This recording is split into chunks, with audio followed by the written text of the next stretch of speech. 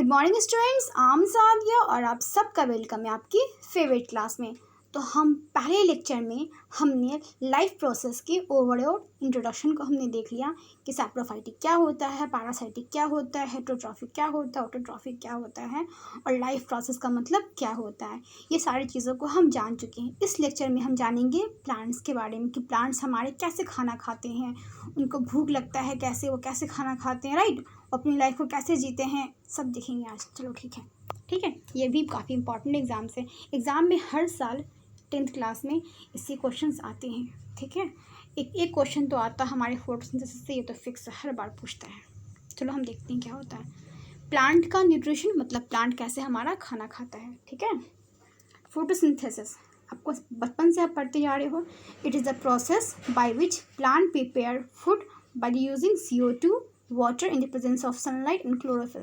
देखो, एक वैसा प्रोसेस होता है जिसमें क्या करता है प्लांट को ना, जैसे कि कैसे हम ऑक्सीजन लेते हैं ना, हम ऑक्सीजन इनटेक करते हैं, जब हमें ब्रीदिंग करते हैं तो हम क्या लेते हैं, हम एयर लेते हैं। उस एयर में क्या होता है, ऑक्सीजन होता है, ढेर सारा हम लेते हैं। प्लांट भी ऑक्सीजन लेता है। अच्छा कहोगे, हाँ बिल्कुल, हमारे तरह प्लांट्स भी ऑक्सीजन ही इनटेक करता है। लेकिन जब प्लांट को खाना बनाना होता है, ठीक है, बोलते हैं now it's making food time. कैसे आप बोलते हैं नाउ इट्स स्टडी टाइम, तो बोलेगा क्या plant, now it's photosynthesis time. तो क्या करेगा, तो वो CO2 लेगा। तो क्या लेगा, वो CO2 लेगा और इस CO2 लेगा। ठीक है, और दिन में ये काम दिन में हो रहा है, रात में नहीं हो रहा है।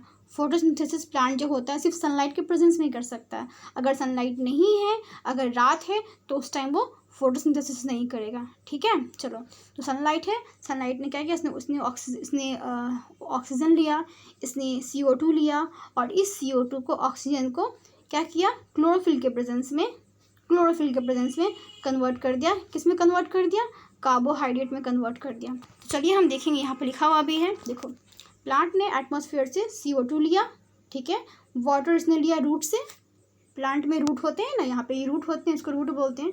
इसने मिट्टी से क्या लिया, वाटर लिया, जो पानी आप सुबह शाम डालते हो ना पौधे में, ठीक है, तो वाटर लिया, सनलाइट आ गया ऊपर से, क्लोरोफिल प्लांट में होते हैं, इसलिए प्लांट ग्रीन कलर का होता है।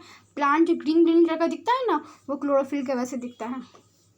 इसके प्रेजेंस में इसने क्या किया, इसने इसको ग्लूकोज में कन्वर्ट कर दिया, C6H12O6। ग्लूकोज को हम क्या बोलते हैं केमिस्ट्री के लैंग्वेज में, C6H12O6। ये सब केमिकल फार्मूला है। ठीक है, और इसने क्या किया, वाटर एंड इसका ऑक्सीजन जो है इसका बाई प्रोडक्ट है। ये हमारा प्लांट यूज़ करेगा बेसिकली, और वाटर और CO2 को ये रिलीज़ कर देगा, वाटर को और O2 को ये रिलीज़ करेगा। ठीक है, तभी तो देखो इसने CO2 लिया था और बाद में इसने क्या किया, इसने O2 को इसने रिलीज़ कर दिया, O2 को इसने रिलीज़ कर दिया। ठीक है, और यही O2 हमारे एटमॉस्फेयर में जाएगा और उसको फिर हम यूज़ कर लेंगे। तो आप कहते होगे कि भाई इतना सारा ऑक्सीजन कहाँ से आता है एटमॉस्फेयर में, हम कहाँ से ऑक्सीजन लेते हैं। तो हम बोलते नहीं प्लांट लगाओ, पेड़ लगाओ, धरती बचाओ, क्यों बोलते हैं, क्योंकि हम जो ऑक्सीजन लेते हैं कहाँ से लेते हैं, ये तो हमारा प्लांट्स ऑक्सीजन रिलीज़ करता है जिसको हम ले पाते हैं। तो ऐसे ही प्लांट ऑक्सीजन रिलीज़ करता है। प्लांट करता है फोटोसिंथेसिस, बदले में वो ग्लूकोज के साथ साथ वो ऑक्सीजन भी रिलीज़ करता है और थोड़ा सा वाटर भी रिलीज़ करता है। ठीक है, चलो हम आगे बढ़ते हैं। फिर यहाँ पे कह रहा है प्रोसेस ऑफ फोटोसिंथेसिस। अब जो मैंने बात कहा, ये सब बात इसमें लिखा हुआ है कि प्रोसेस फोटोसिंथेसिस का प्रोसेस क्या होता है स्टेप बाय स्टेप। तो बेसिकली इसमें मेन 3 स्टेप होता है, मेन 3 प्रोसेस होता है फोटोसिंथेसिस करने का। Absorption of light energy by the chlorophyll. अब देखो, लाइट एनर्जी का मतलब क्या होता है, सनलाइट होता है ना, तो सनलाइट को क्या बोलते हैं, हम लाइट एनर्जी बोलते हैं। तो सनलाइट से इसने एनर्जी लिया और ये एनर्जी प्लांट में कैसे ले पाता है, क्लोरोफिल के वजह से। तो प्लांट्स में क्या होते हैं, सेल होते हैं, और सेल के अंदर क्लोरोफिल होता है। ठीक है, ग्रीन पिगमेंट क्लोरोफिल होता है।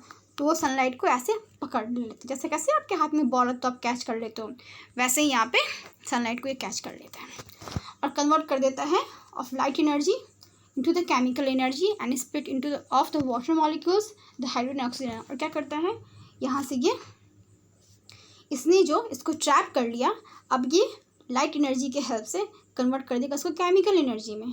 था ना, ये सनलाइट क्या था हमारा, था लाइट एनर्जी था, इसको ये केमिकल एनर्जी में कन्वर्ट कर देगा और बेसिकली इसके अंदर जो वाटर है H2 है ना, इस वाटर को तोड़ देगा, वाटर मॉलिक्यूल को तोड़ देगा हाइड्रोजन में और ऑक्सीजन में।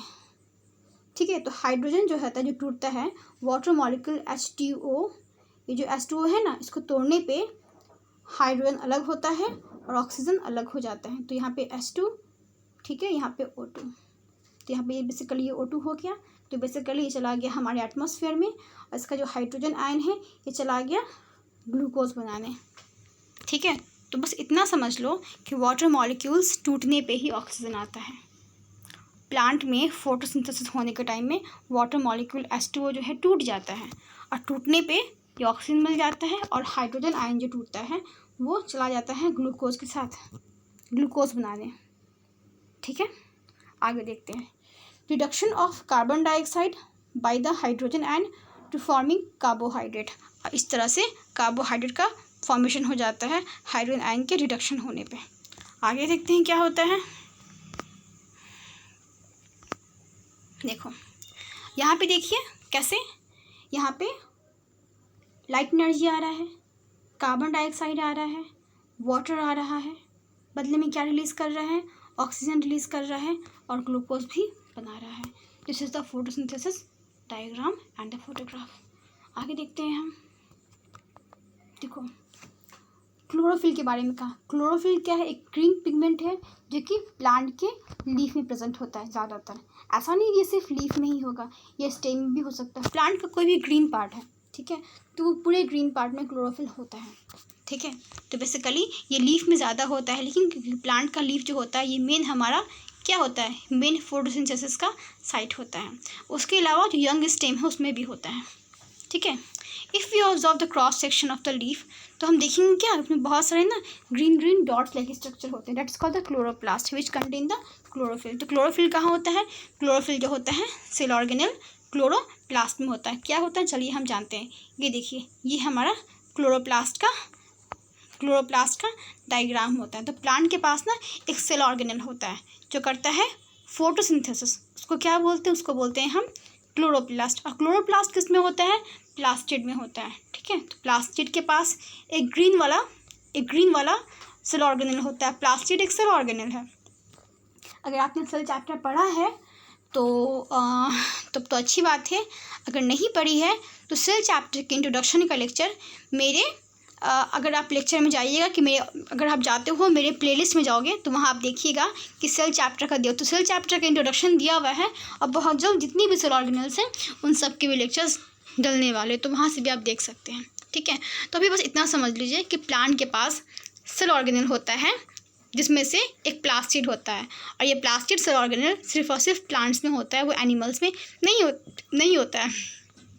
ओके, और इसी प्लास्टिड के अंदर होता है, क्या होता है, क्लोरोप्लास्ट होता है। ये हमारा क्लोरोप्लास्ट का डायग्राम है। ठीक है, ज़्यादा दिमाग मत खर्चा कीजिए, बस इतना याद रखिए प्लांट में क्लोरोप्लास्ट होता है जिसकी वजह से फोटोसिंथेसिस होता है। अब ये क्लोरोप्लास्ट में क्या क्या होता है ज़रा हम ध्यान से देखते हैं। आपको दिख रहा है ये बंडल है, लग रहा है टायर्स लगा हुआ है एक लाइन से रेन से, ये टायर है, ये टायर है, ये टायर है। तो यहाँ से यहाँ तक जो टायर होते हैं पता है क्या बोलते हैं, उसको बोलते हैं ग्रैनम। क्या बोलते हैं, दिख रहा है ऐसे ऐसे जो टायर हैं। तो यहाँ पर लंबा लंबा जो स्टॉक रखा हुआ है, एक एक रखा हुआ है ना, स्फेरिकल ये रखा हुआ है ना, ये जो रॉड लाइक स्ट्रक्चर है, तो इसी इतने सारे रॉड लाइक स्ट्रक्चर को एक साथ क्या बोलते हैं, ग्रैनम बोलते हैं। ठीक है, ओके। और ये जो ग्रैनम होता है इतना सारा, देख लो 1 2 3, ये तीन रॉड लाइक स्ट्रक्चर से मिल करके ग्रैनम बना है। सिंगल एक को क्या बोलेंगे, सिंगल एक को हम थैलेकॉइड बोलेंगे। तो वैसे ही कि बहुत सारे थैलेकॉइड मिल करके एक ग्रैनम बनाते हैं। जैसे कैसे आप लड्डू खाते हो, एक लड्डू को क्या बोलते हैं, लड्डू बोलते हो। आप बहुत सारे लड्डू को बोलते हो, बहुत सारे लड्डू हैं, लड्डूज़ हैं। ओके, वैसे ही एक को बोलेंगे हम थैलेकॉइड और बहुत सारे को क्या बोलेंगे, ग्रैनम बोलेंगे। ठीक है, यहाँ पे थैलेकॉइड्स नहीं बोलेंगे, यहाँ पे ग्रैनम बोलेंगे, यहाँ पे नाम बदल दिया है। ठीक है, ओके। अब देखते हैं इसके पास स्ट्रोमा होता है। स्ट्रोमा क्या होता है, मैट्रिक्स। अच्छा, आपके रूम का स्ट्रोमा पता है क्या है, रूम का स्ट्रोमा आपके एयर है, क्योंकि वहाँ आप एयर में बैठे हो ना, उस तरह से इसका स्ट्रोमा क्या है, इसका स्ट्रोमा क्या है, इसका स्ट्रोमा फ्लूइडी सब्सटेंस है। मान लो आप पानी में तैर रहे हैं तब का स्ट्रोमा क्या हो गया, वाटर हो गया ना। उस तरह से इसका स्ट्रोमा एक एक्वस फ्लूइड होता है। ठीक है, ये हमारा यहाँ से यहाँ तक जो है ना, येलो येलो जो हमें स्ट्रक्चर दिए, येलो येलो दिख रहा है, ये सब येलो येलो दिख रहा है ना, ये इसका स्ट्रोमा है। ओके, अब देखा इसके पास 2 मेम्ब्रेन होते हैं, एक होते हैं आउटर मेम्ब्रेन ये वाला, ठीक है, और एक होता है इनर मेम्ब्रेन। एक काम करती हूँ मैं कलर चेंज कर लेती हूँ। ठीक है, देखिए ये होता है हमारा, ये है हमारा आउटर मेम्ब्रेन और ये है हमारा इनर मेम्ब्रेन। आउटर मेम्ब्रेन और inner membrane, outer inner membrane के बीच में एक जगह होता है, दिख रहा है ये खाली जगह, जिसको मैं पेंटिंग कर रही हूँ यहाँ पे, दिख रहा है ये खाली जगह, दिख रहा है यहाँ से यहाँ तक पूरे में खाली जगह है ये, ठीक है, खाली जगह है ना। इसको पता है इसको क्या बोलते हैं, इसको बोलते हैं इंटर मेम्ब्रेन स्पेस। दो मेम्ब्रेन के बीच का जो खाली जगह होता है ना, उसको जो जगह होता है उसको बोलते हैं इंटर मेम्ब्रेन स्पेस, ठीक है। आगे बढ़ते हैं हम। ओके, अब इसने बात किया स्टोमाटा क्या होता है। तो आपने देखा कि प्लांट में फोटोसिंथेसिस कैसे हो रहा था, देखा कि कैसे इसमें हमने बाहर से हमने सनलाइट को लिया, फिर हमने वाटर को लिया, फिर क्लोरोफिल के प्रेजेंस में, वाटर के प्रेजेंस में हमने क्या किया, फिर ऑक्सीजन भी लिया। 1 मिनट।